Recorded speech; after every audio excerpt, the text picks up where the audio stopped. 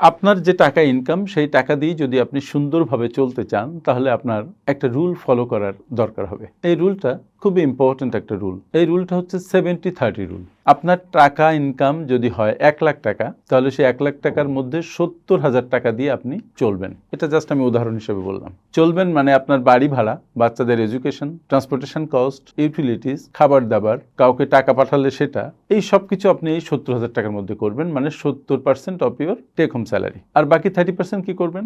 বাকি 30% এর মধ্যে 10% আপনি সঞ্চয় এবং বিনিয়োগ করবেন। 10% আপনি বিনিয়োগ করবেন আপনার নিজের উপরে, মানে আপনি বই কিনতে, কোনো কোর্স কিনতে, কোনো ট্রেনিংয়ে অংশ নিতে, কোনো সেমিনারে অংশ নিতে, কোনো স্কিল ডেভেলপমেন্টের ট্রেনিং নিতে, মানে নিজেকে আপডেট করার জন্য, মানে নিজের উপরে বিনিয়োগ করবেন 1 লাখ টাকার মধ্যে 10,000 টাকা। আর বাকি যে 10,000 টাকা থাকবে সেটা আপনি ডোনেট করবেন বা দান করবেন কাদের, যাদের সেটা দরকার। যদি আপনি এই নিয়মটা ফলো করতে পারেন 70-30 বা 70-10-10-10, তাহলে দেখবেন যে আপনি একসময়ে অনেক বড় হয়েছেন, আবার আপনার আর্থিক সমৃদ্ধি এসছে, আপনার মনে শান্তি এসছে এবং আপনি নিজেও একটা স্কিলড মানুষে পরিণত হয়েছেন, একটা দক্ষ জনসম্পদে পরিণত হয়েছেন। চেষ্টা করে দেখুন। Thank you.